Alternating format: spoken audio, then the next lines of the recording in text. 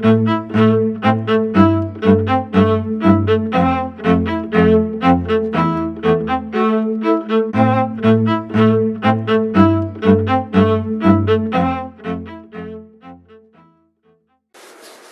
es y de dónde viene Roberto O'Farrill? Bueno, yo nací en medio de una familia católica, soy el segundo de 3 hermanos, así que soy el sándwich. Mi papacito en paz descansa, Carlos O'Farrill, mi mamacita vive, Guadalupe Corona. Mi papá siempre se dedicó a los medios de comunicación, fue de los fundadores de Canal 4, el primer canal de la televisión en México, que trajo a México un tío abuelo mío, Rómulo O'Farrill, hermano de mi abuelito. Trajo la televisión, puso el Canal 4, poco tiempo después el señor Azcárraga puso el Canal 2, luego se unieron para comprarle el Canal 5 al ingeniero González Camarena, y luego al comprar el Canal 8, que era Televisión Independiente de México de Monterrey, es cuando surge Televisa. Entonces mi papacito fue consejero del periódico Novedades, en la XCX también tuvo muchos programas, en XW, en Canal 4, él inventó los noticiarios, el primer noticiario era Pemex Sol Novedades, porque siendo el periódico Novedades de la familia, él tuvo la idea de poner en televisión lo que el periódico estaba publicando, patrocinado por Pemex, ¿no? Entonces fue ese primer noticiario, lo que ahora es el estelar de Canal 2, ese fue de los inicios. Bueno, yo vengo de allí, los antecedentes de mi mamá, mi abuelito de Jalisco, Leopoldo Corona, del Chante, Jalisco, gente muy buena, católica, como tú sabes, como tú que eres de Jalisco. De genética mártir. Sí, claro, y además defensores de la fe. La mamá de mi abuelita de Guanajuato. La mamá de mi mamá de Guanajuato.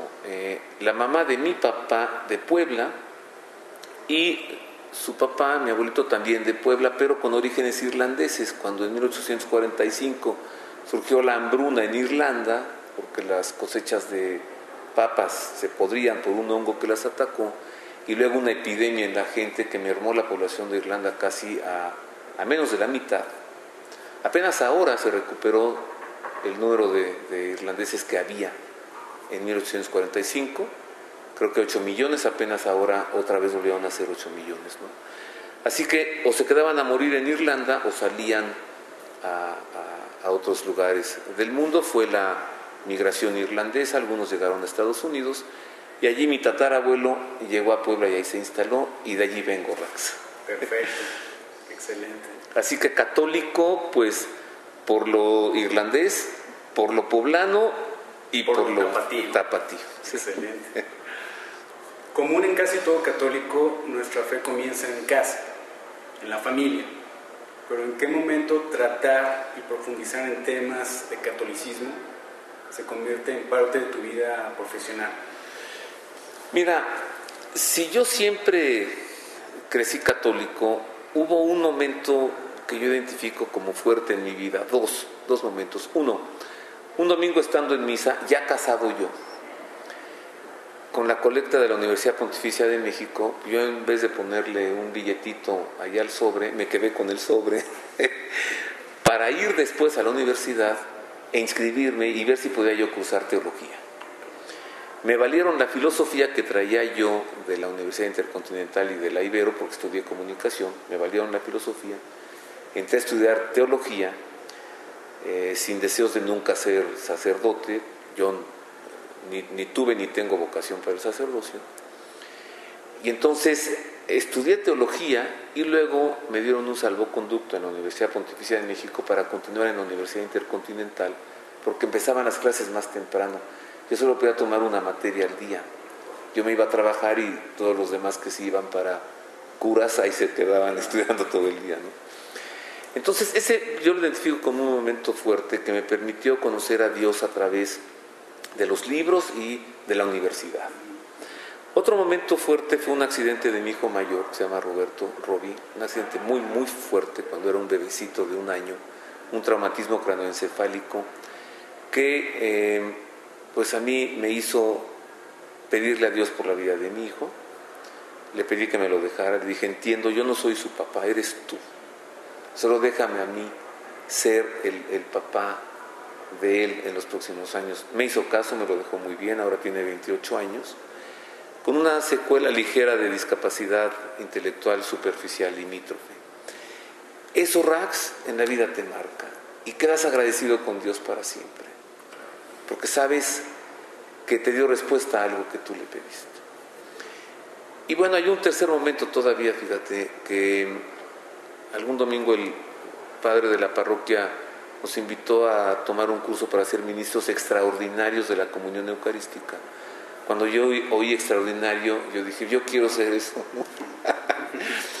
Y ahí ya conocí a Dios de una manera muy distinta que en la universidad. En las camas de los hospitales, en terapia intensiva, con los agonizantes. Algunos enfermos salían caminando, otros me decían, ya murió. Y encontrarme con este Dios, sí, que va a ir a buscar, que va a buscar a su lecho, a su cama, a su sufrimiento, al que no puede ir a buscarlo a la iglesia, a mí me ha impactado. Sí. Podemos decir que entonces eres teólogo. Mira, no, porque nunca terminé formalmente los estudios de teología. La verdad, para mí era muy difícil poder estudiar esto y trabajar. O sea, tengo estudios de teología, pero no la licenciatura. Sí tengo licenciatura en comunicación, una especialización en ciencias sociales, pero mis estudios son de teología, por la Pontificia y por la Intercontinental. Excelente. ¿Cómo y cuándo llegas a los medios? La televisión, radio, prensa. Yo estudié comunicación, es mi carrera. Comencé a escribir para revistas gracias a un profesor, que en paz descanse, Edgar Mason. Él me metió a una revista, hace muchos años, se llamaba Telegrama Político, y escribía yo sobre economía y economía política y cosas de sociología. Luego, pues con mi papá siempre hice programas de radio, siempre. Yo creo que desde que era niño tenía programas. Y en alguna ocasión se me ocurrió decirle a un muy buen sacerdote, muy buen predicador, que hiciéramos un programa para radio, que lo que él predicaba en la misa del domingo no podía quedarse allí solo para 300 o 400 personas. Y entonces hicimos este primer programa de radio católico que hubo en México ya formalmente, en contra de la ley, porque la ley lo prohibía decir alrededor de la palabra Cristo, Evangelio, Redención, Eucaristía.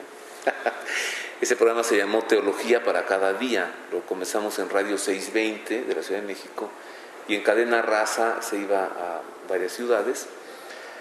Duró como unos 2 o 3 años, luego cambió de nombre a Teología para Todos. Comencé a ir a Roma para hacer algunas transmisiones para México. La primera fue con ocasión de un consistorio, cuando el Papa creó cardenal a tu arzobispo de Guadalajara, a don Juan Sandoval Íñiguez. También fui para el consistorio en el que fue creado cardenal el arzobispo de México, Norberto Rivera Carrera. Luego para la proclamación como doctora de la Iglesia de Santa Teresa del Niño Jesús, 1997. Para la canonización de Edith Stein. Iba yo a Roma con mucha frecuencia. Radio Vaticana me ponía muchas facilidades. Me hice pues ya conocido ahí de los directores, del padre Pascual Borromeo, que era el director general, del padre Federico Lombardi, que era el director de programación. Y pues ya les mandaba un fax, porque no había el email todavía, el fax era muy novedoso, ¿no? Era eso, o una carta vía la valija diplomática de la Nunciatura Apostólica. Sí. Y bueno, en algún momento el padre Lombardi me dijo, el Papa quiere conocerte, Juan Pablo II, entonces para esto para mí fue una gran cosa. Y él estaba muy contento de que la Radio Vaticana estuviera sonando en México. Juan Pablo II solía hablar así, decir, el Papa está muy contento.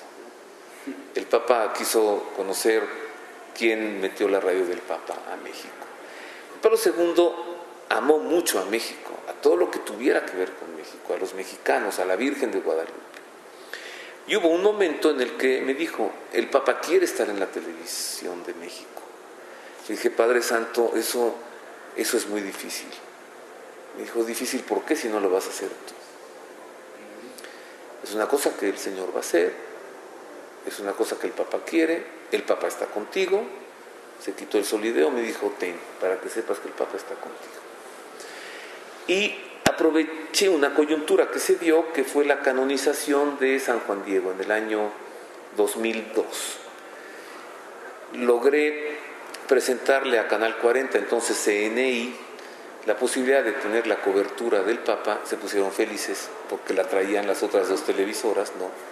Y entonces, sin haber hecho mucho, de pronto la tuvieron, con la señal del Centro Televisivo Vaticano, que es el centro de producción del Papa, y que es una señal internacional y que nadie puede comprar y que nadie puede tener en exclusiva, ¿no? Entonces, la tuvo CNI, quedaron muy complacidos, me dijeron que sigue, que bueno, pues que siga un programa semanal, y así surgió el Pulso del Papa.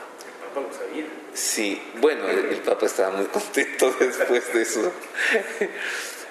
Así fue como esto empezó. Luego el Canal 40 vino abajo con una serie de vicisitudes y problemas. Lo tomó TV Azteca y les presenté pues la cosa de que este programa tenía que seguir, y solo se le cambió el nombre. Ellos no quisieron que se pensara que se estaban apropiando con algo de antes, y así quedó el Pulso de la Fe. Así es como nace el Pulso de la Fe. Sí, es, digamos, la secuencia del Pulso del Papa. Es lo mismo, pero con otro nombre. Y luego, bueno, pude colocar el programa en otro canal, que es Canal 34, con otro nombre, más secular, que es La Libertad de Creer. Perfecto. ¿Y de La Libertad de Creer cuántos años ya tienes? Yo creo que La Libertad de Creer tiene unos 5, vamos para 6 años. Y el Pulso de la Fe, pues desde sus orígenes, pues vamos por los 10 años. Ya, vamos para 10 años.